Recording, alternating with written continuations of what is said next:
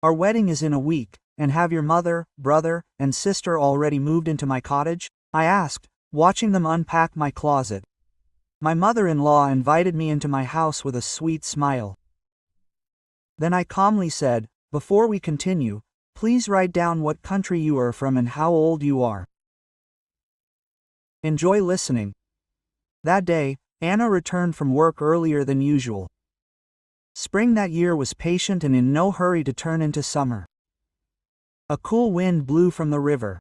Gray islands of last year's grass still lay on the roadsides, and rare white clouds hung in the sky, as if someone had laid out shreds of cotton wool on a piece of drawing paper.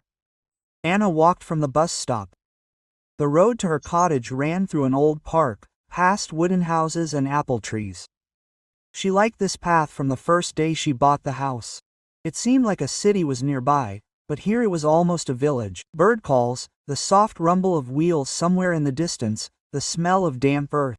The house stood on a quiet street, small, neat, with white window frames and a porch, which Anna had repainted last summer in light gray. Along the fence, she planted barberry. In the backyard, she made a narrow bed of strawberries and mint. Often on weekends, she'd take the table out into the yard, put a checkered oilcloth on it, and have breakfast outside. Nothing special, but the house evoked a sense of calm. He opened the door, and it felt better. She'd met Igor, her fiancé, a year ago at a mutual friend's dacha. Igor was tall, broad-shouldered, with those rare masculine manners that had been forgotten in the city. He'd give up his seat, carry heavy bags, and fix a dripping faucet without promising anything later.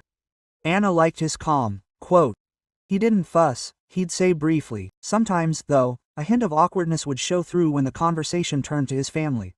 Quote, my mother has a strong character, Igor would smile. And in that smile there was both warmth and an attempt to hide his discomfort. This strong-willed mother had two more adult children, a sister, Sveta, and a brother, Kirill. They lived in a rented two-room apartment on the other side of town, moving frequently. They said times were tough and they needed to stick together. They decided on the wedding in the winter and set a date for a month after Easter. They agreed on a low-key celebration, with only close family. Anna suggested, we'd rather go to the seaside for a week than have a table for 60. Igor approved.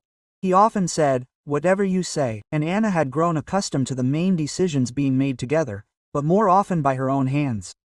As she approached the gate, Anna heard unfamiliar sounds, doors slamming, loud voices, shuffling along the path. A car with an open trunk was parked by the fence. Cardboard boxes were piled near the porch. Pillows and bright pillowcases sat on top. An unfamiliar coat hung on a coat rack in the hallway. Someone's sneakers stood right in the middle of the rug. Anna walked in and saw Sveta, Igor's sister, in the hallway. Sveta was holding a stack of sweaters and smiling broadly, like a housewife who had put everything on the shelves. Quote, oh, Anna, she exclaimed happily. We're just putting away our washed clothes. I'll put mine in yours, in our closet. Okay, there's plenty of shelves here, there'll be room. The sound of pots clanging and the voice of Valentina Stepanovna, Igor's mother, came from the kitchen. Kirill, don't put the dishes in the bottom drawer, they're heavy there. Put them up top. And it's better to keep these pots of mine next to the stove. It'll be more convenient. Quote, Anna paused at the threshold of the bedroom. Other people's dresses hung on hangers in her closet. Men's jeans, rolled up, lay on the shelf next to her neatly folded shirts. Someone had left an open makeup bag on the dresser, along with eyeshadow, lipstick, and nail polish. Our wedding is in a week. Have your mother, brother, and sister arrived at my cottage yet? Anna's voice was quiet but clear. She said it almost without asking a question, more as if stating a fact that required explanation. Valentina Stepanovna appeared in the kitchen doorway, wearing an apron and a towel over her shoulder. A soft smile spread across her face. Anushka, come in and make yourself comfortable, she said gently, as if inviting a guest. We won't be here long. We've started renovating. It's impossible to live here, so we decided to move in for a while. The family is a big, close-knit bunch, perfect. It's no trouble for you, the house is spacious. And once you sign, we'll decide what's best." Igor, overhearing the conversation, left the living room, scratching his temple sheepishly. "I wanted to tell you," he said, "it all happened so quickly. Mom's idea. For a couple of weeks, until their craftsmen finish. Don't worry, we'll be careful." Quote. Anna was silent for a couple of seconds. She felt a wave rising inside. Not anger, not even resentment, but that same fatigue that rolls over you when someone rearranges your furniture without asking where your chairs are. She looked at Sveta, at the box, at Igor, took off her coat, hung it on a hook, went into the kitchen and put the kettle on the stove. The movements were familiar and therefore calming. "Let's sit down," Anna said quietly, "and talk, since that's the way it is." The three of them sat down at the table: Anna, Igor, and Valentina Stepanovna. Sveta and Kirill hesitated at the door, but Anna gestured for them to come too. "Since we're family," Anna poured tea, slowly, unhurriedly. The words came naturally. "This house is mine," she said without emphasis, as a statement. "Bought before I met Igor. There is order here to which I am accustomed. I love guests, but guests come when they are expected, and live when the owners agree. I am not going to kick anyone out, but I want you to hear me. You cannot move in without warning, you cannot put things in someone else's closet, you cannot command in someone else's kitchen. Not because I am evil, because my boundaries are mine." Valentina Stepanovna smiled just as softly, but her gaze became sharp. "Anushka, we are a family," she sang. "What formality, what boundaries, it's all ours after all. We won't be here for long. Why are you acting like a stranger?" Anna put the kettle back on the stand. "I'm not a stranger," she replied.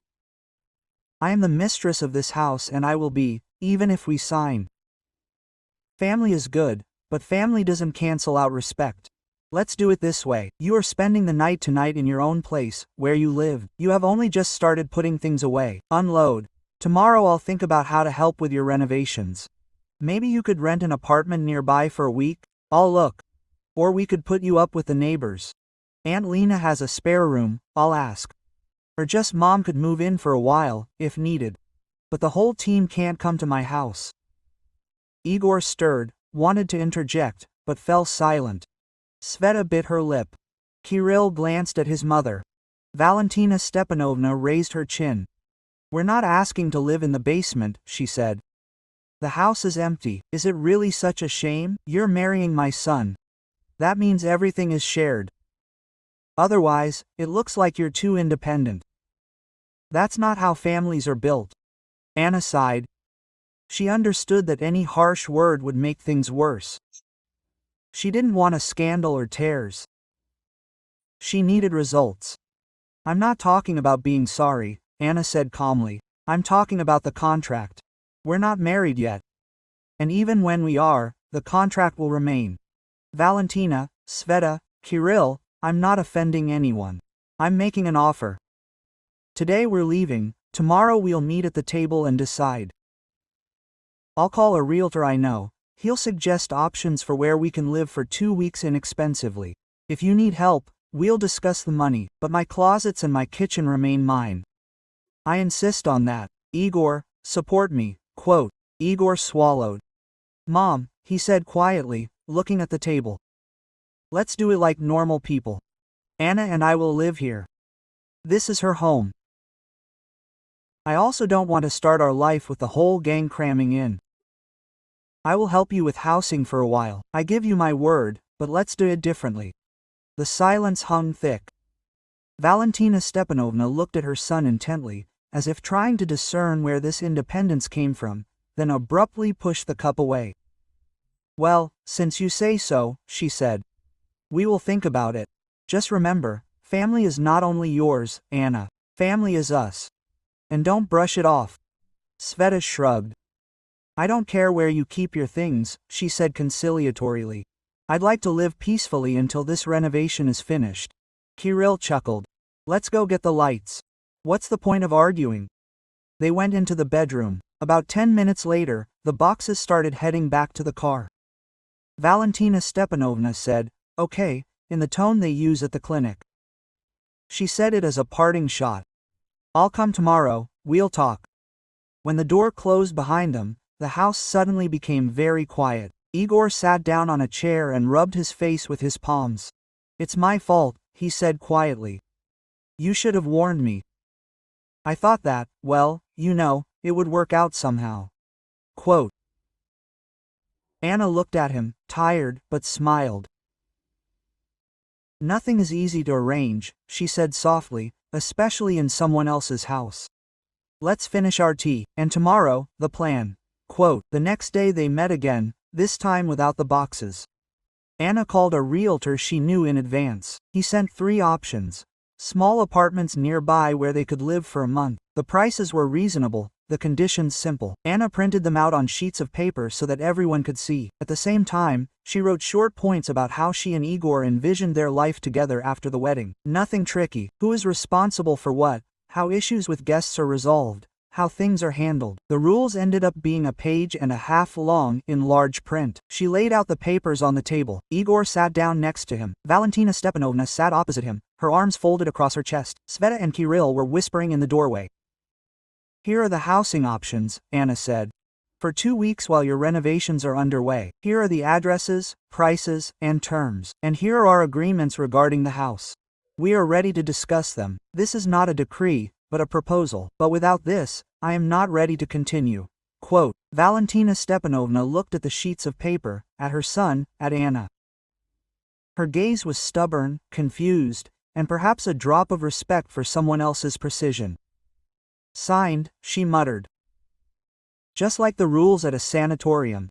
"It's easier for people at a sanatorium," Anna answered softly, "because they know the rules." Igor pushed the sheet of paper with the apartments towards his mother. Quote. "Mom, choose," he asked. "I'll help you pay, don't argue." Sveta, to everyone's surprise, took the sheet of paper, quickly ran her eyes over it, and said, "This one's near the bus stop and there's a store nearby." "That's enough for us." Kirill nodded. "I just need to be close to work." Valentina Stepanovna sighed. "Well, since our daughter-in-law is good with paperwork, let's use hers. But remember, Anna, I can remember. If you don't respect mine, I won't forget either." Anna smiled calmly. "Respect goes both ways. I'll remember too." That's what we decided on. The realtor arrived that same day, showed the apartment, and we signed the contract. Igor gave a deposit. Sveta and Kirill moved the things. Valentina Stepanovna jingled her bags resentfully, but eventually accepted the keys too. The house breathed a sigh of relief. Anna took out clean pillowcases that evening, put her shirts back on the shelf, and closed the closet. Not out of spite, but from that feeling when things are in their places, and it makes you feel at peace. "Thank you," Igor said with his eyes and voice. "I understand.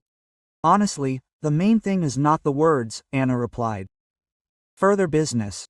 They didn't cancel the wedding, but decided to postpone it for another month so everyone would have time to get used to the new routine. Anna didn't want to rush. Igor agreed without resistance. He was filling out applications for a new job. It was obvious that he wanted to stand on his own 2 feet more evenly. In the evenings, Anna and Igor walked along the embankment, talking leisurely, without loud promises. Sometimes they were silent, and this silence was warm. One evening, the phone rang. Valentina Stepanovna was on the screen. Anna answered. "Anna." Her voice was angular, but not sharp. "I wanted to ask, do you have, as you call it, a routine in your house? Can I come over one day and see how you make lists? I've always done everything on the fly, but you keep everything organized. Maybe I need that too. With age, it's hard to have disorder." Anna was surprised, but answered, "Come, I'll show you. Just without the suitcases." Quote. A short laugh was heard on the other end. "Without suitcases?" The mother-in-law agreed. "I promise." They met the next day. Anna took out her notebook with a yellow cover. Valentina Stepanovna looked at it carefully, then asked for a sheet of paper. "All right here," she said. "What I'll do to avoid going through other people's closets." And she wrote, "Before doing, ask. Before taking, ask. Before advising, ask." Quote. And she smiled. "I'm learning wisdom in my old age." "Nothing," Anna replied. "Any age is fine." Meanwhile, Sveta and Kirill had also settled into a new rhythm. They lived in a rented apartment and worked. Sveta got a job as a saleswoman in a pharmacy, Kirill as an installer. They sometimes came to visit on weekends, but now they called in advance. They asked if it was convenient. Anna answered honestly. If she was tired, she said another time. And no one was offended, because the rule of asking gradually turned from a line on paper into a habit. The relatives loved to have fun, and yet they decided to celebrate Valentina Stepanovna's anniversary in a cafe. No one pulled Anna by the hand to go in, and that was, perhaps, the main gift. The cafe was noisy, but pleasant. Igor made a toast without pathos, quietly, about his gratitude to his mother for learning to live in a new way with them. Valentina Stepanovna nodded, not joking. "I realized a lot about myself," she said, "and even, it's probably about us. Without rules, the world collapses. And I thought that in a family there is no need for rules, there must be respect. So I'm learning that." Anna listened and smiled. Not because she won, but because she managed not to break, but to build. The wedding day finally arrived. The celebration was small. In the Zach's office, there were the two of them and a couple of witnesses. At the table were the parents, Sveta and Kirill, a couple of close friends. Anna was wearing a light dress. Igor was wearing a new suit, a little tight, but he stood straight, holding her hand firmly. The gifts were modest. The most precious was an envelope from Valentina Stepanovna with a short note. "The keys to my apartment. A duplicate. I promise that this key will never become a pass without asking. Sincerely, Mom." Anna read it, looked up and met her mother-in-law's eyes. And for the first time in a long time, there was no hidden struggle in that gaze. After the wedding, Anna and Igor returned home. They laid out the tablecloth and brewed tea in a porcelain teapot, the very same one Anna had bought at the flower market on her first day in this house. They sat in silence for a long time. Then Igor said, "I was afraid I'd lose you," he admitted. "That first day, when Mom walked in here like she was her own. I saw your face and realized that either we do it right now, or everything will fall apart later. Thank you for not yelling, for not kicking me out, for offering a contract." "You can't build a house by yelling," Anna replied. "Even if you have enough strength, a house is built carefully. And with rules," Igor added. "And silence," she said. They smiled. Life flowed on as usual. On weekdays, work, dinner, sometimes a TV series, sometimes a book. On weekends, repairing the shed, a trip to the river. Anna still loved her table outside and tea in a cup with blue flowers. Igor installed new shelves in the pantry, screwed on hooks in the hallway so their jackets wouldn't fall on top of each other. Together, they compiled a family notebook, not as strict as Anna's lists, but with clear points. Guests on request, a major spring cleaning once a month, conversations on Sundays. Not because they wanted to organize everything down to the last detail, but to avoid drowning in omissions. Valentina Stepanovna would sometimes call and ask, "Can I come over for tea?" Anna would answer, "You can at 6 o'clock." Sveta asked to borrow her baking pan a couple of times, returning it clean and dry. Kirill once helped Igor change the tires on his car, and it became a good habit. Men did their own thing, without arguing. Sometimes Anna recalled that first day when she saw other people's dresses in her closet, and each time she thought of the same thing: how important it is to calmly say no in time. Not for the sake of winning, but for the sake of a quiet life. One day, her neighbor, Aunt Lena, came to visit. They sat down, drank tea, and started talking about how things were with her. Anna told her everything without a hint of heroism, just as it happened. Quote, "You're a good girl," Aunt Lena said, adjusting her glasses. "When I was your age, I kept quiet, and then I spent my whole life dealing with it. You shouldn't remain silent when someone enters your life without knocking. You should open the door, see who's there, and politely tell them where to hang their coat." Anna laughed. She liked the simple image more than all the clever words. Quote, "So we live," she said. "We open doors and learn to knock." In the fall, when the last yellow leaves remained on the apple trees, a new sound came into their house. The ticking of a small wall clock. Anna bought it at the market from an old man. The clock ticked leisurely, as if confirming that time passes by itself, without jolts. On the back cover was scratched "Peace in the house." The old man said, the son wrote, "I believe it will help." Anna hung the clock in the kitchen opposite the window, and every time she put the kettle on, she glanced at the dial. Time passed smoothly and life too. In the evening, she opened her notebook, leafed through the old pages and rewrote one point larger than before. Important. Boundaries are not walls, they are door frames. You can pass through them, but with a knock. And put a period. And then she closed the notebook, made tea, turned to Igor. "Let's go to the veranda. There, it's quiet today and the sky is clear." "Let's go," he said. They went out into the cool air, sat down on a bench, and covered themselves with a blanket.